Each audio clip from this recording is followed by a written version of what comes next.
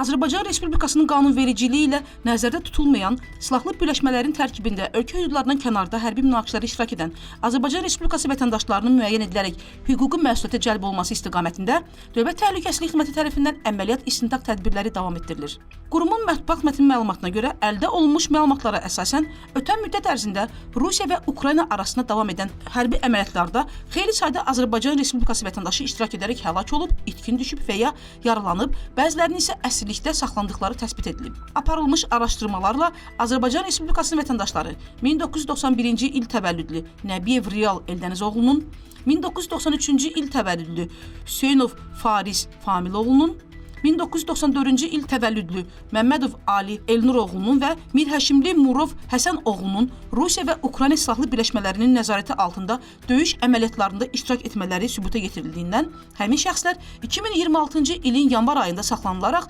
cinayət məsuliyyətinə cəlb edilib və barələrində məhkəmənin qərarı ilə həbs qəti imkan tədbiri seçilib. Bir daha vətəndaşların diqqətinə çatdırılır ki, belə silahlı münaqişələrə iştirak etmək Azərbaycan Respublikasına cinayət məsuliyyəti yaradır və bundan sonra da xarici dövlətlərin ərazisində müvafiq cinayət əməllərinə yol verən şəxslərin məsuliyyət məsələsi qanuna uyğun şəkildə təmin ediləcək.